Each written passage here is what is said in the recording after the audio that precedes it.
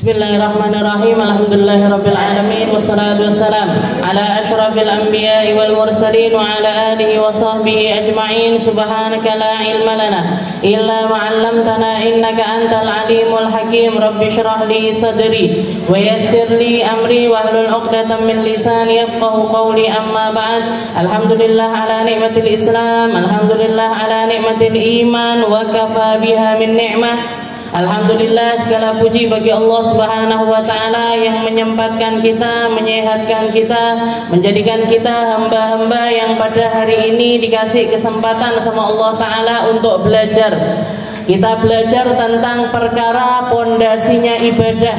Kita belajar tentang perkara yang menyangkut tentang toharoh. Kita belajar tentang perkara-perkara yang dikatakan oleh Nabi Muhammad SAW, at-toharoh miftahus sholah. Toharoh itu adalah kuncinya sholat. Kalau toharohnya benar, insya Allah sholatnya benar. Kalau sholatnya benar, Allah Ta'ala akan mempermudah urusan dunia akhiratnya. Jadi ini yang kita lakukan ini adalah memperbaiki pondasinya dulu. Oke, kita noto toharoh kita, istinjaknya kita, mandinya kita, wudunya kita, nggak boleh sampai salah, nggak boleh sampai batal, nggak boleh sampai ada hal-hal yang membuat wudu kita ini nggak benar sehingga sholat kita juga ikut nggak benar. Nggak boleh ada di dalam istinja kita ini kesalahan sehingga yang selanjutnya juga akan menjadi sebuah kesalahan. Maka perkara yang harus kita lakukan adalah memperbaikinya. Oke, wudu sudah kita bahas, istinja sudah kita bahas. Sekarang kita masuk ke dalam babul ghusl. Oke, muqaddimahnya sudah kita bahas, pengertiannya juga sudah kita bahas, serta hal-hal yang menjadi penyebab dari mandi itu juga sudah kita bahas. Dan kalau kita bicara tentang perkara mandi, orang yang paling berjasa menyampaikan amaliyah-amaliyahnya Nabi di dalam mandinya itu adalah seorang perempuan mulia yang bernama Sayyidah Aisyah. Yang ketika Rasulullah ditanya, "Ya Rasul, man ahabbun nasi ilaik?" Ya Rasul, orang paling manusia yang paling jenengan seneng ini siapa? Man ahabbun nas ilaik? Orang yang paling engkau cintai ini siapa wahai Rasul? Maka Rasulullah spontan mengatakan Aisyah. Wa minar rijal, kalau laki-laki ya Rasul, siapa yang paling jenengan cinta? Abuha, abahnya Aisyah, yaitu Sayyidina Abu Bakar. Jadi Sayyidah Aisyah ini perempuan yang paling banyak meriwayatkan hal-hal yang berkaitan dengan rumah tangga dan juga hal-hal yang berkaitan dengan toharoh. Termasuk diantaranya adalah bab mandi. Karena beberapa kali Rasulullah itu mandi bersama dengan Sayyidah Aisyah. Ketika mandi itu pun, momen mandi itu pun, Sayyidah Aisyah nggak melewatkan kesempatan itu kecuali untuk meneliti semua hal yang bisa beliau sampaikan kepada umat. Salah satunya ketika ada perkataannya Sayyidah Aisyah yang mengatakan Rasulullah itu rambutnya hampir nggak pernah turun dari bawahnya telinga. Beliau kalau panjang pun paling panjang sampai ke pundak. Nanti panjang sedikit dipotong, panjang sedikit dipotong, dan paling seringnya beliau punya rambut sampai sekian ini. Nah, itu beliau perhatikan ketika apa? Ketika Rasulullah itu rambutnya basah dengan air. Setelah itu Sayyidah Aisyah juga mengatakan kalau Rasulullah mandi itu seringkali jarinya itu dimasukkan ke pusernya. Jadi sampai bagian pusar itu beliau perhatikan kebersihannya sampai ke bagian pusar. Ini kalau nggak ada Sayyidah Aisyah yang riwayatin ini siapa kira-kira? Makanya banyak orang yang mencela Nabi Muhammad SAW lewat Sayyidah Aisyah. Yang dikatakan Rasulullah nikah sama anak kecil, Rasulullah masak senang sama anak kecil. Padahal kalau dilihat dari rentetan sirah itu Rasulullah nikah Sayyidah Aisyah itu sebagai istri yang ketiga, pernikahannya Nabi yang ketiga. Setelah wafatnya Sayyidah Khadijah, setelah itu datang seorang perempuan mengatakan kepada Nabi, "Ya Rasul, jenengan halla tatazawwaj, apa jenengan mau nikah ya Rasul?" Kalau misalkan saya mau nikah sama siapa wahai Haulah? Bikir am thayyib ya Rasul, jenengan pengennya janda apa perawan ya Rasul? Ditawarkan seperti itu sama Haulah. Maka Rasulullah mengatakan kalau janda siapa? Kalau perawan siapa? Kalau janda siapa? Kalau perawan siapa? Kalau janda ada seorang perempuan mulia, wahai Rasul, namanya Sayyidah Maimunah. Umurnya seumuran sama Nabi. Waktu itu mungkin sekitar 50-an, hampir 60 tahun. 50-an tahun ke atas, Sayyidah Maimunah ya Rasul. Suaminya barusan meninggal. Kalau dari yang perawan siapa? Kalau perawan itu putri dari sahabat tercintamu, yaitu Aisyah. Yaitu perempuan yang namanya Aisyah. Setelah itu, nggak lama setelah itu Rasulullah menikahi Sayyidah Maimunah. Cuman lewat sekian minggu nikah sama Sayyidah Aisyah. Kira-kira kalau ada orang nikahnya ini karena nafsu, bisa nggak seminggu rabi berno rabi neh? Jadi belum nelisi orangnya, belum menikmati momen dengan istri barunya, sudah nikah lagi. Maka ini nggak mungkin kecuali semuanya adalah wahyu dari Allah Subhanahu wa Ta'ala. Bahkan Sayyidah Aisyah itu yang dikatakan orang-orang, Rasulullah nikah sama anak kecil umur 7 tahun. Memang Sayyidah Aisyah waktu dinikahi oleh Nabi Muhammad Sallallahu Alaihi Wasallam, tapi banyak sekali riwayat yang mengatakan bahwasanya Sayyidah Aisyah ini berbangga dengan pernikahannya kepada Rasulullah Sallallahu Alaihi Wasallam. Umur 7 tahun nikah sama Nabi, umur 9 tahun beliau baru serumah dengan Rasulullah Sallallahu Alaihi Wasallam. Dan dari usia 7 sampai 9 tersebut, ibunya nyekoi makanan gimana caranya biar Sayyidah Aisyah ini cepat gede. Nanti biar badannya agak tambah tinggi, tambah besar, sehingga umur 9 tahun beliau baru serumah dengan Rasulullah Sallallahu Alaihi Wasallam. Dan kalau kita lihat pernikahannya Nabi dengan Sayyidah Aisyah, ini yang menjadi wasilah terbesarnya umat untuk memahami perkara toharoh. Wasilah terbesarnya umat di dalam memahami ilmu toharoh adalah lewat lisannya Sayyidah Aisyah. Dan Sayyidah Aisyah itu bangga sekali Bu jadi istrinya Nabi. Bahkan ketika beliau belum menikah itu sudah senang duluan. Sudah senang duluan dengan hal tersebut. Dikatakan Sayyidah Aisyah itu umur 6 tahun, umur 7 tahun. Umur 7 tahunan ketika Rasulullah sudah punya keinginan. Dan sebelum itu Rasulullah pernah mimpi malaikat Jibril ini datang bawa satu nampan. Bawa satu nampan. Katanya malaikat Jibril, ya Rasul, buka ini.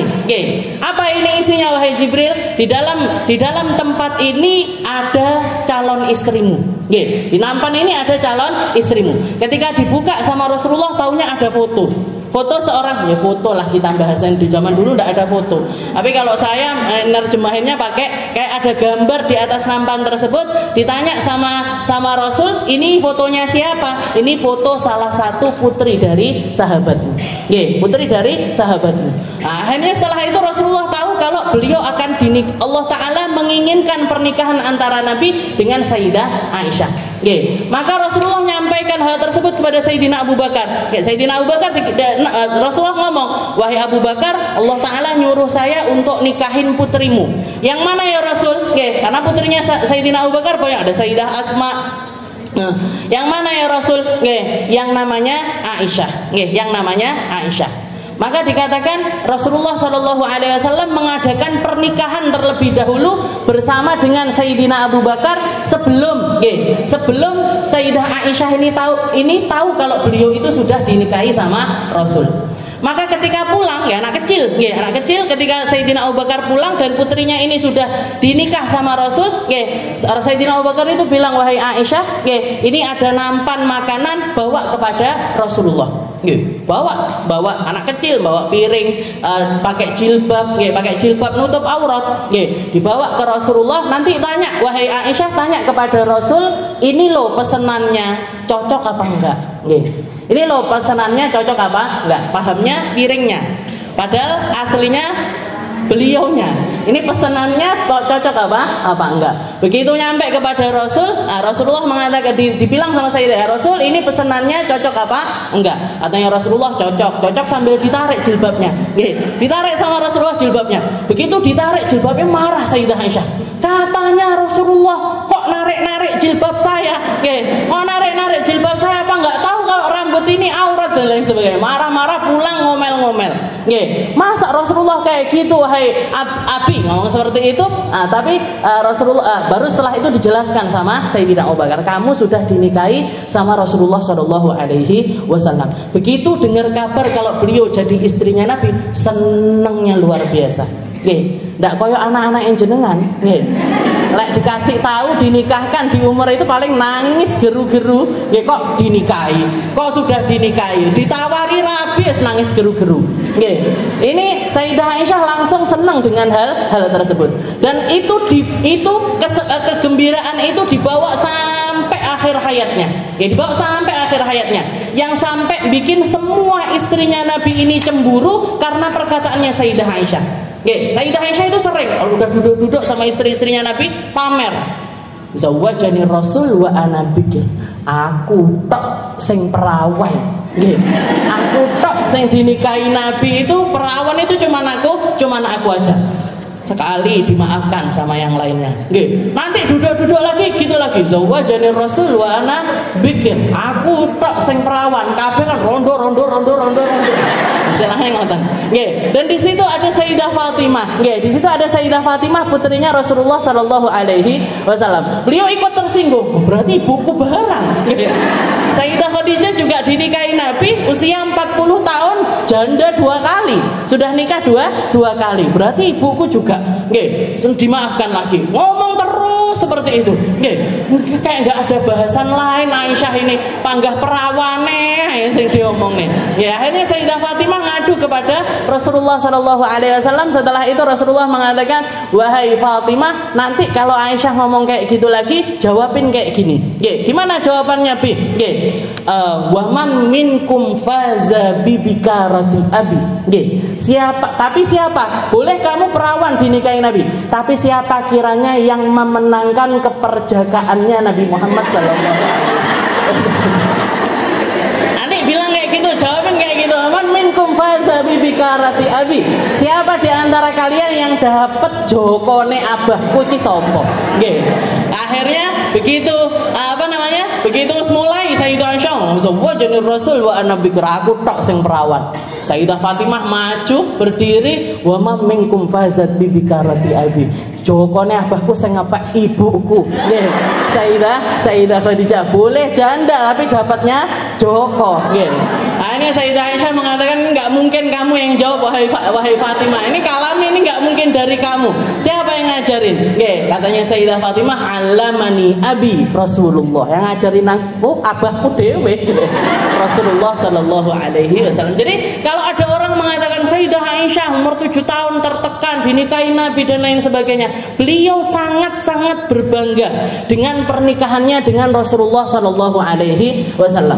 Bahkan mentakkidkan kesetiaannya kepada Nabi, bahkan mentakkidkan kesetiaannya kepada Nabi sepeninggal dari Rasulullah sallallahu alaihi wasallam. Beliau enggak berpaling dari Nabi.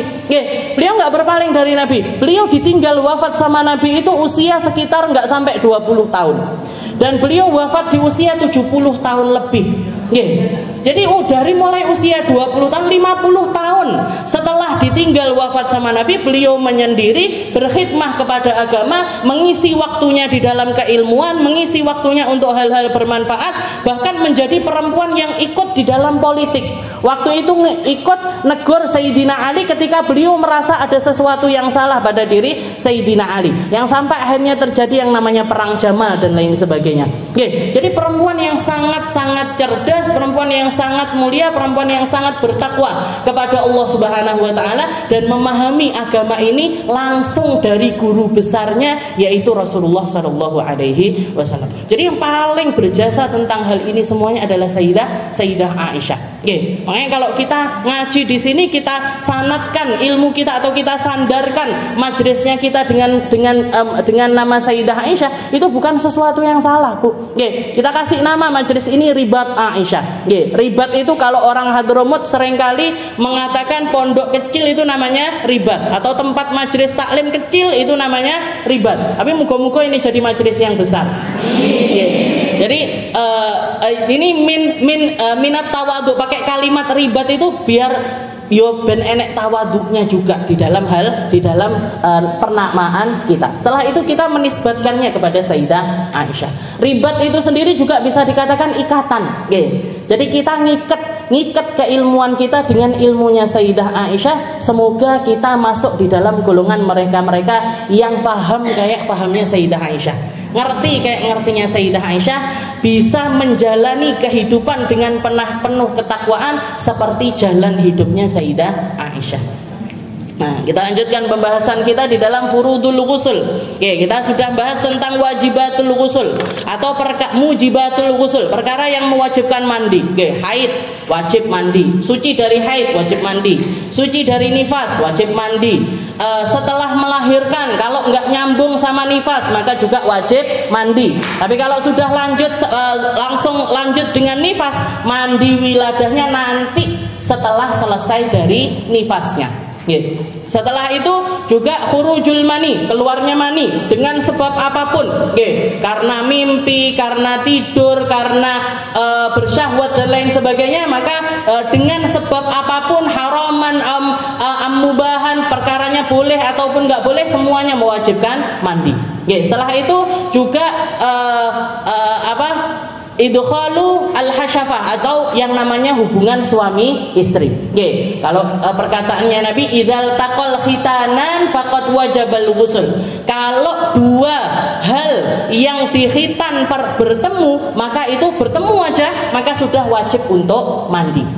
Jadi nggak harus inzal, nggak harus sampai keluar mani pun. Kalau orang berhubungan suami istri sampai maaf kemaluan ketemu dengan kemaluan yang halal ataupun kemaluan yang haram, cara benar ataupun cara nggak benar, dengan siapapun hal tersebut, maka tetap mewajibkan mandi. Tetap mewajibkan mandi. Dan yang terakhir adalah al-maut atau kematian. Mati juga mewajibkan seseorang untuk dimandikan. Lek adus dhewe ngedeni bocah. Jadi wajib untuk dimandikan. Sekarang kita masuk ke furudul ghusl. Ini cuma dua, jadi nggak perlu saya tulis. Dua hal yang menjadi furudul ghusl, yaitu al-awwal an-niyah wa tsani ta'mimul badan bil ma'. Jadi kalau mandi ini fardunya cuma dua. Yang pertama adalah niat, yang kedua adalah meratakan air ke seluruh badan. Jadi niat, setelah itu meratakan air ke seluruh badan. Niat, kapan ini niat dilakukan? Niat dilakukan di awal tempat yang kita basuh. Terserah. Kalau jenengan mulainya dari atas, ya niatnya di bagian atas. Kalau jenengan, saya sebelum mandi saya biasanya kencing dulu, saya kencing, habis itu cebok. Nah, pertama yang dibasuh bagian kemaluan. Ya sudah, niatnya ketika basuh kemaluan. Niatnya gimana? Monggo. Kalau misalkan kita suci dari haid, nawaitul ghusl minal haid, boleh. Selesai nifas, nawaitul ghusl minan nifas, boleh.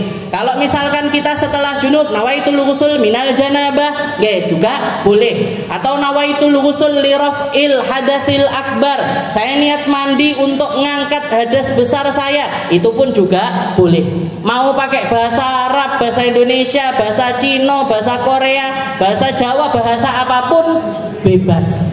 Gusti Allah ngerti kabeh bahasa. Beliau Allah Ta'ala yang menciptakan bahasa, Allah Ta'ala yang memahami segala macam bahasa. Bahasanya semut Gusti Allah ngerti lihat. Jadi niatnya seperti itu. Niatnya terserah. Sesuai dengan apa yang kita lakukan.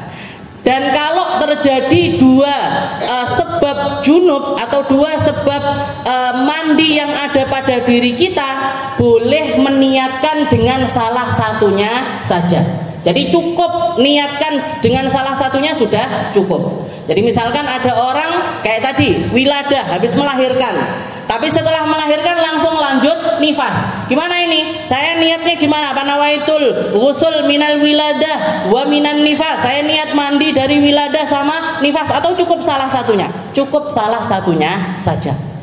Cukup salah. Nawaitul ghusl minan nifas sudah cukup. Itu sudah mencakup kewajiban mandi wiladahnya. Jadi kalau mandi wajib, segala sesuatu yang wajib itu niatnya satu. Niatnya cuman boleh satu. Jadi jenengan ngodoi Ramadan, nggih, ngodoi puasa Ramadan karena waktu Ramadan ada bolongnya ketika kita haid dan lain sebagainya. Jenengan mau ngodoi, nggih, mau ngodoi. Berapa ini kodoknya?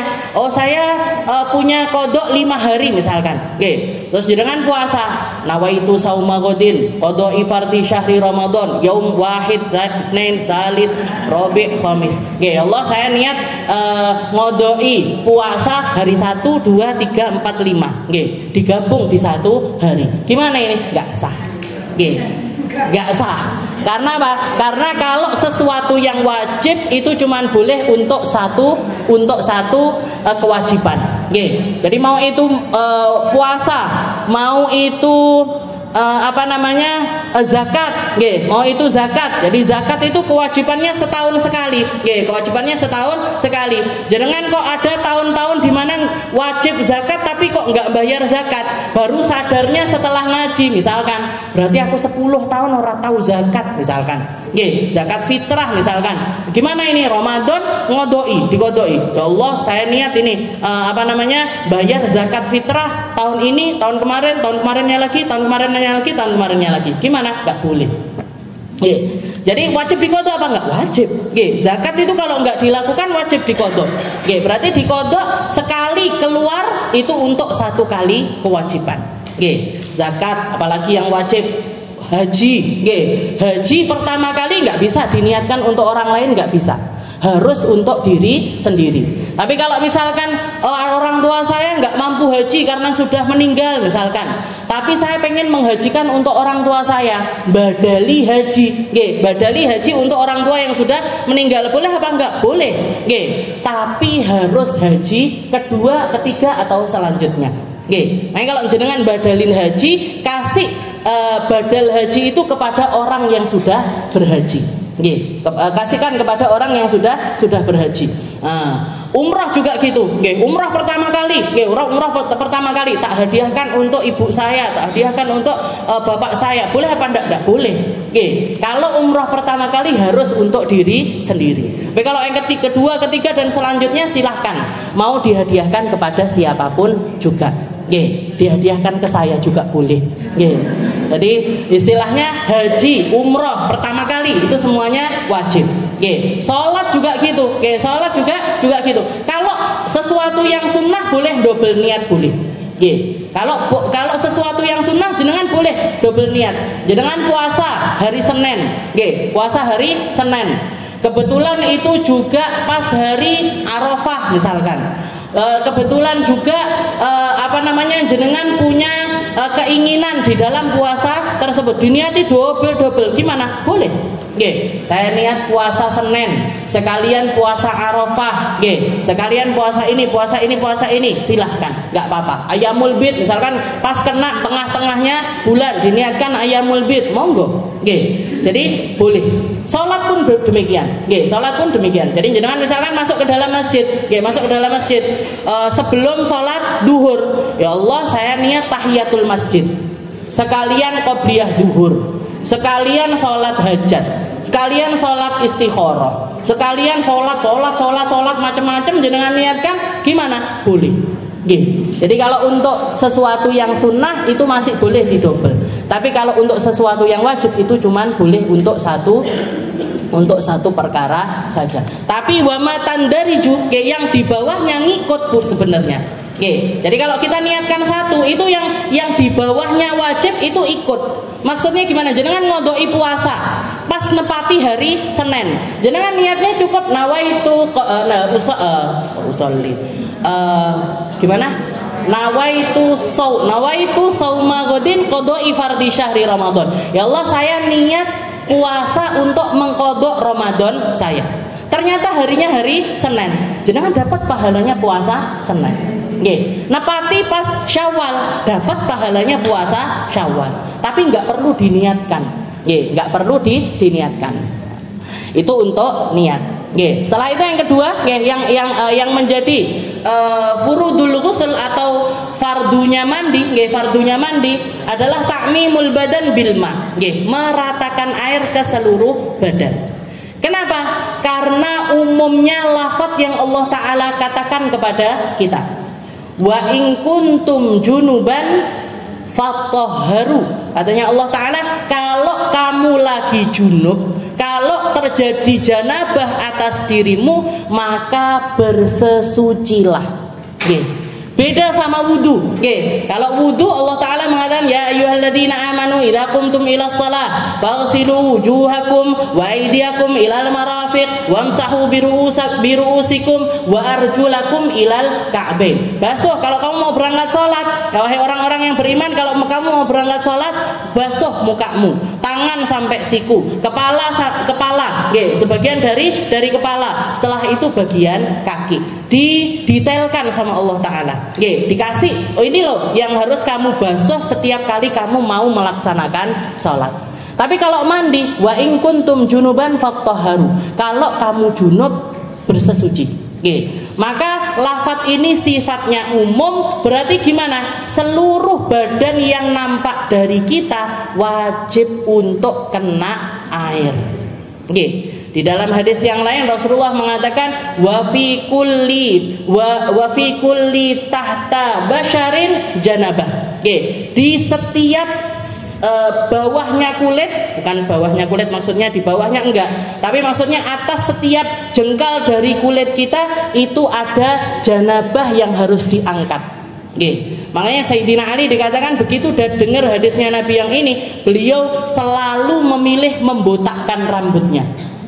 Tadi pelontos terus karena takut ada bagian dari rambutnya ini yang nggak kena air, yang nggak kena air. Nah, kalau Rasulullah botak itu seumur hidupnya cuma 4 kali. Ketika Hudaybiyah, ketika Yaumul Hudaybiyah, setelah itu ketika ketika umroh qadha, setelah itu ketika haji wada, dan sekali ketika beliau ada di Madinah. Untuk menunjukkan kalau orang botak itu juga boleh. Karena Rasulullah lebih sering rambutnya ini dipanjangkan. Beliau cuman pernah istilahnya menghabiskan rambutnya ini cuman ketika manasik, ketika dalam keadaan ihram, ketika tahallul dari kewajiban umroh ataupun juga haji, dan cuman sekali aja ketika beliau ada di Madinah. Nah, kalau Sayyidina Ali lebih sering botak karena beliau takut ada bagian yang nggak kena air. Jadi semua anggota badannya kita yang nampak harus kena air, termasuk lipatan-lipatan telinga. Termasuk kalau perempuan biasanya pakai anting, gitu.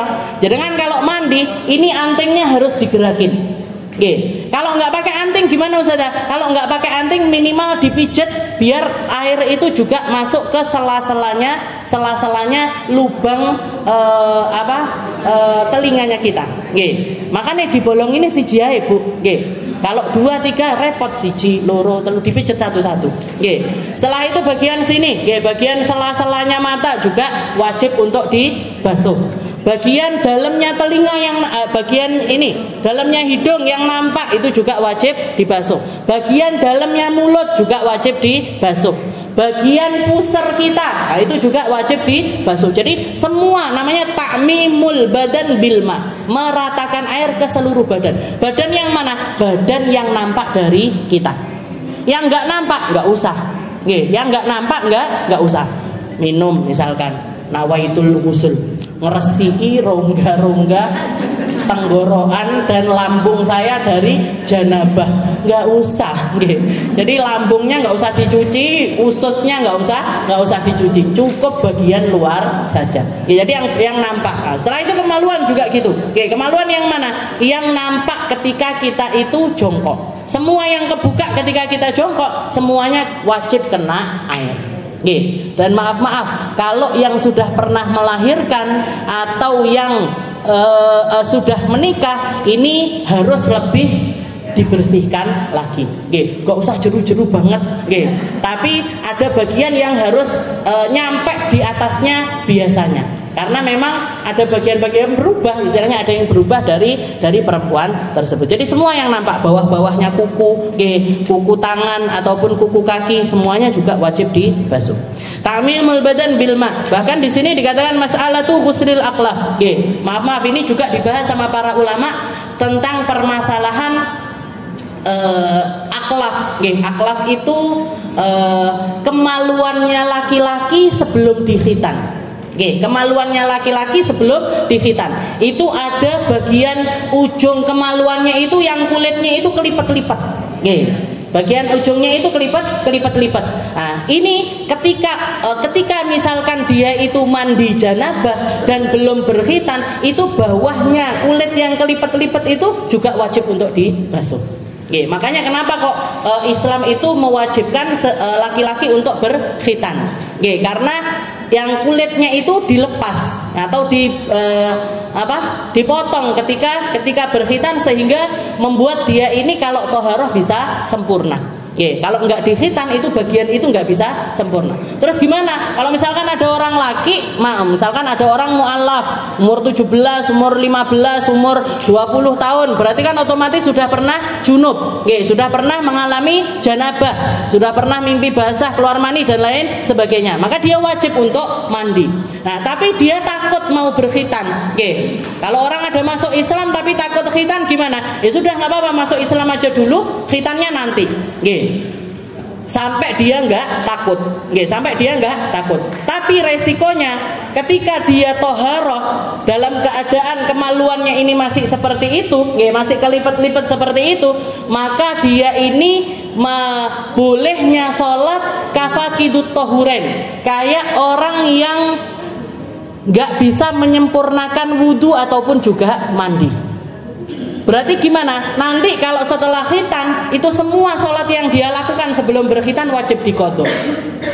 Wajib untuk diqodho karena ada bagian yang nggak sempurna di dalam toharohnya. Ini semuanya dibahas oleh para ulama-ulama kita. Jadi mata, asurroh atau pusar, semua lipatan-lipatan yang ada di badan semuanya wajib untuk kena air. Nah, itu furudul ghusl.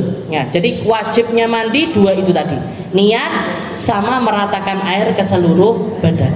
Nah, selanjutnya adalah sunanul ghusl, sunnahnya mandi atau perkara yang kalau kita hadirkan di dalam mandi kita itu akan menyempurnakan mandi kita dan nambah pahalanya. Tapi kalaupun misalkan nggak dihadirkan, mandinya tetap sah. Jadi wajibnya cuma dua itu, tapi ada banyak kesunahan di dalam mandi. Katsiratun minha. Jadi kalau sunnahnya mandi itu ada banyak. Yang pertama adalah at-tasmiyah, baca basmalah. Baca basmalah ini sebenarnya sunnah untuk segala sesuatu yang baik. Kullu amrin dibalin la yubda'u fi bismillah fahuwa aqta. Katanya Nabi, semua perkara yang di situ ada maksudnya kalau enggak dimulai dengan bismillah maka berkahnya itu hilang. Kita makan enggak baca bismillah, berkahnya makanan hilang. Kalau kita minum enggak baca bismillah, berkahnya minuman hilang. Jadi semua perkara yang ada maksudnya sunnah untuk dimulai dengan basmalah. Jadi untuk perkara yang baca basmalah itu cuman wajib ketika sholat saja. Jadi ada kalanya baca basmalah itu hukumnya wajib. Kapan? Ketika orang dalam keadaan sholat baca fatihah di dalam sholat. Baca fatihah di dalam sholat karena basmalah itu termasuk di dalam surat Al-Fatihah itu sendiri. Ayat pertamanya Al-Fatihah itu ya bismillah. Nanti cuman ada khilaf di antara ulama itu di dalam menjaharkan atau mensirkan, dibanterne apa ndak dibanterne, dijelaskan atau tidak dijelaskan. Nah, kalau sebagian mayoritas mazhab Syafi'i menganggap basmalah itu bagian dari Al-Fatihah, maka sebagaimana Fatihah dibanterne, maka bismillahnya juga seharusnya dikeraskan. Tapi sebagian ulama lagi mengatakan seperti Imam Maliki dan lain sebagainya, enggak, basmalah itu bukan awal dari Fatihah, tapi tetap wajib untuk membaca basmalah ketika Fatihah. Sehingga mereka memilih untuk mensirkan, dipelankan bacaan basmalahnya. Bacaan basmalah, cuman itu aja perbedaannya di antara para ulama. Jadi kalau di mazhab Syafi'i basmalah itu termasuk dari surat Al-Fatihah. Jadi dikeraskan bacaannya. Nah, ini cuman di waktu itu saja basmalah hukumnya wajib. Sama ketika kita baca surat An-Naml. Surat An-Naml itu ada ayat di mana di situ ada bismillahnya. Berarti otomatis harus ketut dibaca. Nggih, suratnya Nabiullah Sulaiman kepada Ratu Balqis itu, nggih, beliau nulis pertama kali innahu min Sulaiman wa innahu bismillahirrahmanirrahim. Surat ini dari Sulaiman dan surat ini dimulai dengan bismillahirrahmanirrahim. Maka basmalahnya wajib dibaca. Nah, kalau untuk surat-surat yang lainnya, kalau untuk surat-surat yang lainnya nggak ada perbedaan di antara ulama. Basmalah itu yufraqu baina aswar. Hanya menjadi pembatas antara satu surat dengan surat yang lainnya, nggak masuk dari surat itu sendiri. Ada kalanya wajib, ada kalanya sunnah. Nah, sunnah ini mayoritas. Semua amalan yang ada maksudnya, kalau kita mulai dengan basmalah maka keberkahannya besar di situ. Tapi ada kalanya juga baca basmalah itu haram. Kapan? Kalau melakukan sesuatu yang haram. Mau minum khamr, bismillahirrahmanirrahim.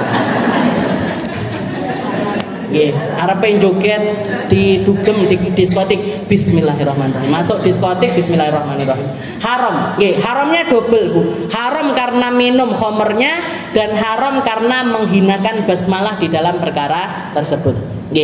Setelah itu ada makruh juga. Makruh kalau kita melakukan sesuatu yang makruh maka basmalahnya juga ikut jadi makruh. Itu yang pertama, at-tasmiyah. Yang kedua siwak. Pakai siwak atau sikat gigi juga sudah cukup. Sikat gigi itu juga sudah mewakili yang namanya siwak. Sambil baca doa itu tadi. Allahumma bayyid bihi asnani wa syudda bihi lihati wa thabbit bihi lahati wa barik li fi wa ajirni alaihi ya arhamar rahimin. Ya Allah, putihkan gigi saya, kuatkan gusi saya. Ya Allah, tetapkan kalimat la ilaha illallah di lidah saya. Ya Allah, bikin lisan saya ini fasih, kasih saya berkahnya, kasih saya pahalanya dan lain sebagainya. Apalnya angel Ustazah, ya sudah nggak usah dihafalnya. Dieling-eling mawon. Jadi itu as-siwak. Setelah itu yang ketiga, kalau wudu sunnahnya duduk, kalau mandi sunnahnya berdiri. Kalau mandi sunnahnya berdiri, tapi nggak perlu dipaksakan. Saya sudah nggak bisa, nggak kuat berdiri. Sholat aja saya duduk, masa mandinya berdiri, keplese nanti, Bu. Jadi kalau misalkan memang nggak kuat untuk berdiri, maka boleh dengan duduk. Tapi sunnahnya mandi itu berdiri. Lain geletak Ustazah, pakai bed up gitu, anyar nih. Wong anyar ini ngeten ini. As-siwak al-qiyam. Setelah itu yang keempat, istiqbalul qiblah. Sunnah juga ngadep kiblat. Sunnah ngadep kiblat. Jadi nyari arah kiblat mana, ngadep ke arah situ. Tapi jangan bae neng kene terus kiblatnya di sana ngeten. Ya, ini sunnah. Jadi kalau bisa ngadep kiblat. Setelah itu yang kelima, ghuslul kafain. Ghuslul kafain ini menjadi sesuatu yang sunnah ketika kita yakin tangan kita ini suci. Tapi kalau kita yakin tangan kita ini najis, maka ghuslul yadain di situ jadi wajib. Basuh pergelangan tangan sampai pergelangan tangan ini menjadi sesuatu yang wajib. Kalau kita yakin tangan kita najis atau setelah kita bangun tidur, maka sebaiknya dicuci dulu. Tapi kalau misalkan enggak ngapa-ngapain saya, tapi sekarang wajib mandi, maka membersihkan tangan di situ hukumnya sunnah. Setelah itu yang keenam, al-madmadah wal istinsyaq. Tadi untuk memulai dari mandi kita, kumur-kumur sama masukkan air ke hidung. Biar apa? Biar pembersihan janabahnya hidung sama mulut ini dari awal kita sudah melakukannya, bendak lali nanti. Jadi istinsyaq sama madmadahnya itu di awal. Cuci mulut sama cuci hidung. Nah, ini juga diriwayatkan sama Sayyidah Aisyah. Katanya Sayyidah Aisyah, Rasulullah itu kalau mandi wajib hampir nggak pernah meninggalkan kumur-kumur sama bersihkan bagian hidung. Katanya Sayyidah Aisyah, Rasulullah kalau mandi dan mandinya itu mandi wajib, hampir nggak pernah nggak kumur-kumur, nggak masukkan air ke hidung. Setelah itu yang ketujuh, ayyabul qablal ghusl in kana min khurujil mani. Nah, ini katanya para ulama, kalau sebab mandinya kita ini karena keluar mani, maka sunnah kencingnya itu di awal. Kencing dulu, baru setelah itu mandi. Kalau mandinya karena keluar mani. Tapi Imam Syafi'i mengatakan dari hal yang lain pun, misalkan jenengan mandinya karena haid, karena nifas dan lain sebagainya, tetap sunnah untuk kencing dulu sebelum mandi.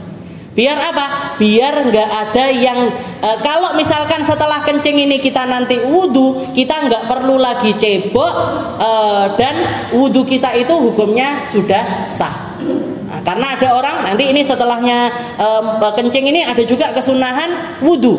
Wudhu itu boleh di awal, boleh di tengah, boleh di akhir. Kapan kita milih di awal? Kalau yakin setelah wudhu itu nggak batal lagi. Nah, kalau di tengah gimana? Yakin setelah wudhu itu juga nggak batal lagi. Nah, kalau nggak yakin, taruh aja wudhunya di belakang.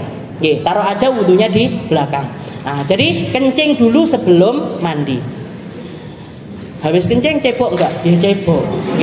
Habis kencing ya wajib cebok. Setelah itu izalatul qadar qablahu. Nah, kalau ada tempat yang kotor-kotor kita bersihkan dulu. Jadi kalau dilihat kukunya kok hitam-hitam, nah dibersihkan dulu hitam-hitamnya. Karena para ulama ini berselisih pendapat antara kotoran yang ada di bawah kuku itu ada yang mengatakan kalau asalnya dari badannya dia sendiri maka kena air aja sudah cukup. Tapi kalau dari sesuatu yang lain, habis bikin roti misalkan jenengan adonannya nempel-nempel di bawah kuku, berarti wajib dibersihkan dulu baru setelah itu wudhu ataupun juga mandi. Nah, sebagian ulama lagi mengatakan nggak ada bedanya. Mau itu karena bolote dewe apa teko adonan dan lain sebagainya, tetap wajib dibersihkan. Izalatul qadar qablahu. Jadi membersihkan kotoran itu sebelumnya. Begitu juga kalau kita punya luka. Kalau jenengan punya luka jerawatan misalkan dikasihi hansaplas, nah, maka dibuka dulu, setelah itu dibersihkan dulu najisnya, darahnya dibersihkan, nanahnya dibersihkan, baru setelah itu mandi. Jadi kalau ada kotoran apapun itu, mau najis mau nggak najis, maka sebaiknya dibersihkan sebelum kita mandi. Setelah itu yang ke-9, al-wudu qablahu au ba'dahu au athna'uhu. Wudu. Jadi di dalam mandi kita ada wudunya. Kapan? Boleh di awal, boleh di akhir, boleh di tengah. Kapan di awal? Kalau kita yakin setelah wudu tidak batal-batal lagi. Karena kalau aku biasanya habis wudu nanti di akhir cebok lagi. Nah, ini maka wudunya mendingan di belakang. Biar apa? Biar wudu yang pertama nggak mubadir, Bu. Jadi tabdzirul wudu itu juga nggak boleh. Memubazirkan wudu. Kita wudu tapi nggak dipakai ngapa-ngapain. Wudu tok, nggak dipakai sholat, nggak dipakai ngaji, nggak dipakai sholat sunnah juga enggak. Itu namanya tabdzirul wudu. Memubazirkan wudu. Maka itu juga nggak boleh. Jadi wudunya kalau kita yakin nggak batal di awal boleh, di tengah boleh. Kalau masih batal-batal, taruh aja wudunya di bagian akhir. Jadi setelah selesai semuanya ditutup dengan wudu, habis itu pulang. Pulang sekolah. Itu nomor 9. Setelah itu yang ke-10, ta'ahudul ma'atif. Menyela-nyelai bagian yang sulit-sulit. Al-amakinul lati yukhsha adamu usulil ma ilaiha. Tempat-tempat yang ditakutkan enggak kena air. Kayak tadi, bagian telinga, bagian lubang telinga, bagian selamata, hidung, mulut, pusar dan lain sebagainya, sebaiknya kita ta'ahud, disela-selai. Wa takhlilus sya'ar. Setelah itu juga menyela-nyelai bagian rambut. Nyela-nyelai bagian rambut. Ini Sayyidah Aisyah juga meriwayatkan Rasulullah kalau saya selesai junub atau selesai haid, maka nyuruh saya mandi dan melepas uqad. Ikatan rambut saya ini sama Rasul suruh ngelepas. Jadi beliau kuncit-kuncitan ngoten, istilahnya rambutnya dipakai kunciran-kunciran. Nah, ini kuncirannya sama Rasul suruh ngelepas semuanya. Biar air itu kena menyeluruh di bagian-bagian rambut tersebut. Takhlilus sya'ar wa dalak.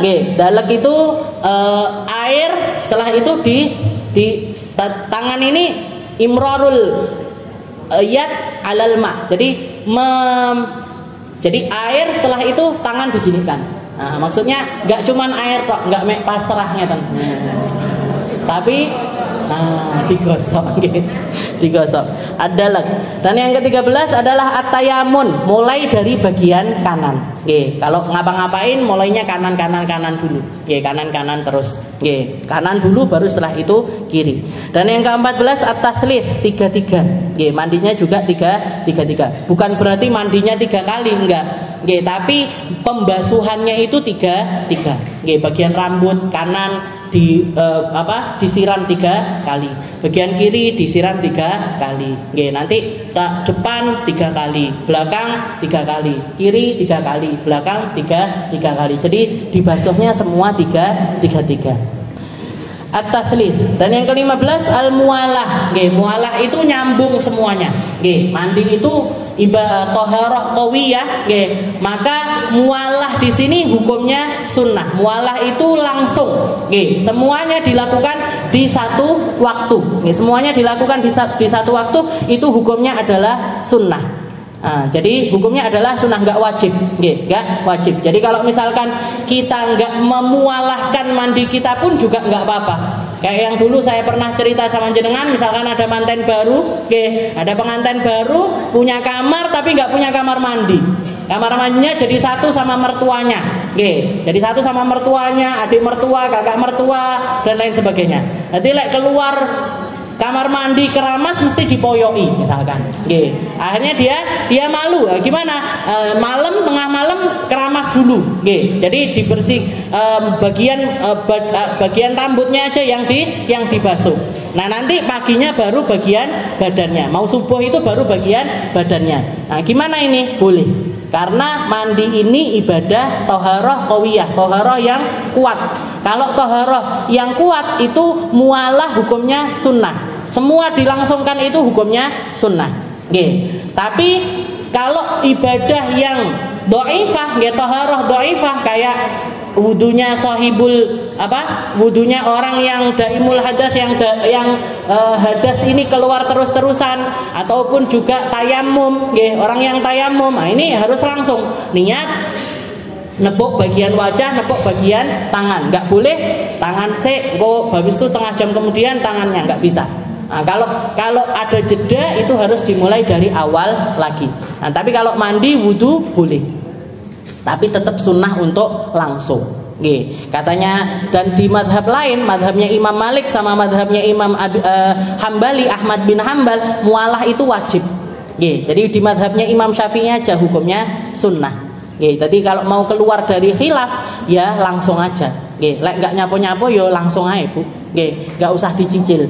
Untune dhisik. Habis itu nanti telinganya nggak usah dicicil. At-tatslits al-mualah. Yang ke-16 ayyughassilu mastural aurah. Ini yang kayaknya orang sekarang sulit. Jadi kalau mandi nutup aurat. Minimal itu aurat yang tertutup dari kita as-sauatan. Sauatan ini kemaluan depan sama kemaluan belakang. Yang Nabi Allah Adam ketika ketahuan makan buah khuldi, Allah Ta'ala mengatakan fabadat lahuma sau'atuhuma wa tafiqa yaksifani alaihima min waraqil jannah. Begitu ketahuan melakukan maksiat, yaitu makan dari buah khuldi, maka Allah Ta'ala langsung melepaskan semua pakaian keindahannya Nabi Adam dan Siti Hawa, termasuk juga bagian kemaluan depan dan kemaluan belakangnya ini juga nampak. Maka Nabi Adam sama Siti Hawa ngambili daun-daunnya surga untuk nutupi sauatan. Kemaluan depan sama kemaluan belakangnya beliau itu ditutupi pakai daun-daun. Jadi Nabi Adam salah kecil sedikit sekali langsung dilepas bajunya sama Allah Ta'ala. Awake dhewe dosa bolak-balik, baju kita nggak diambil sama Allah. Baju kita nggak diambil, nggak diudoni, nggak ditelanjangi sama Allah Ta'ala. Nah, ini barokahnya istilahnya karena kita umatnya Rasulullah SAW. Jadi harus bersyukur, bersyukur ya Allah, maksiat bolak-balik yang diketahui orang, yang nggak diketahui orang, yang di depan halayak ramai, di dalam kesembunyiannya kita. Tapi Allah, padahal kalau dilihat dosanya Nabi Adam ini kan kecil banget. Allah Ta'ala cuman mengatakan ya Adam, ya Hawa, la taqraba hadhihi syajarah. fatakuna minal khasirin. Jangan deket-deket sama pohon ini. Awake dhewe bolak-balik Bu. La taqrabuz zina, jangan deket-deket zina, malah pacaran. Nggih, malah pacaran. Ibunya merestui lagi. Wis pacarannya di teras rumah aja. Nggih, malah pacarannya di depan sini. Nggih. Mau pergi ke mana karo pacare? Oh, nggih. Ini mendukung qurbuz zina, nggih, pendekatan kepada zina. Ndak ikut dosa pada ikut Bu, nggih. Jadi semua yang mendukung keburukan ikut dapat dosanya, nggih. Jadi kalau ada anak sudah kelihatan kok pengen gandengan sama laki-laki, wes tarabekne yo, ngoten. Nggih. Jadi dinikahkan aja itu lebih aman. Nggih. Ayu ghasil masturul aurah. Dan Rasulullah, katanya Sayyidah Aisyah, Rasulullah itu kalau mandi aurat besarnya beliau nggak pernah kelihatan. Nggih. Jadi bagian depan, bahkan Rasulullah itu terjaga, nggak ada seorang pun yang pernah melihat aurat depannya beliau dan aurat belakangnya beliau. Bahkan ketika beliau dilahirkan sama Allah Taala sajidan syakiran, beliau lahir dalam keadaan sujud. Biar apa? Biar auratnya tertutup. Dijaga sama Allah Taala auratnya, bahkan seketika beliau itu masih dalam keadaan semacam itu.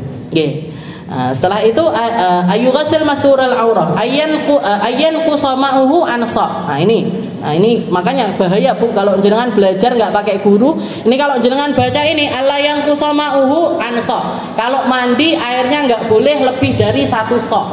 1 sok itu berapa? 4 mud. 4 gini. 1 2 3 4. Nah, ini mandinya Rasulullah Sallallahu Alaihi Wasallam. Jadi kalau jenengan baca sendiri nih kitab ini, Takriratus Sadidah ini baca DP. Oh, mandi nggak boleh lebih dari 1 sok. Berarti cuman paling sak botol ini kurang dari sebotol ini untuk kita mandi. Ada yang bisa? Nggak bisa. Ini yang bisa ya cuman Rasulullah Sallallahu Alaihi Wasallam. Ini min khosaisin Nabi. Tapi intinya kenapa kok ini dimasukkan, disematkan di dalam sesuatu yang disunahkan di dalam mandi kita? Semakin sedikit air yang kita pakai semakin baik. Jadi hemat air itu selalu baik. Hemat air itu selalu baik. Jadi layang kusumahu ansa. Nabi Muhammad itu kalau wudu 1 mud, kalau mandi 1 sok. 1 sok itu berapa? 1 sok itu 4 mud. Jadi mud itu segini tadi, segenggaman. Nah ini nggak bisa, nggak mungkin kayaknya orang sekarang. Sik kok kene wis keserep kabeh kan pori-pori. Ayaghsila fi mahallin la yanaluhu fihi rasyash. Dan kalau mandi usahakan di tempat yang cipratannya air itu nggak kembali ke kita. Yang cipratannya air itu nggak kembali ke kita. Jadi kalau zaman dulu disunahkan untuk milih di tempat yang agak tinggi. Misalkan tanah gitu, ada batu ditaruh, mandinya di atas batu. Biar air yang dipakai mandi ini langsung ke tanah, nggak kembali ke dirinya. Tapi alhamdulillahnya kita zaman sekarang ada yang namanya selokan. Jadi air itu kalau mandi ya langsung masuk ke situ, nggak sempet ngalir, nggak sempet ngecembung di bawahnya kita. Nah ini itu gimana Ustazah? Itu sudah cukup. Nah ini sudah dapat kesunahan ayaghtasila fi mahallin la yanalu fihi rasyash. Mandi di tempat yang cipratan airnya itu tidak kembali kepada kita. Itu sunnah yang terakhir. Dari sunnah-sunnahnya mandi. Wallahu a'lam bishawab.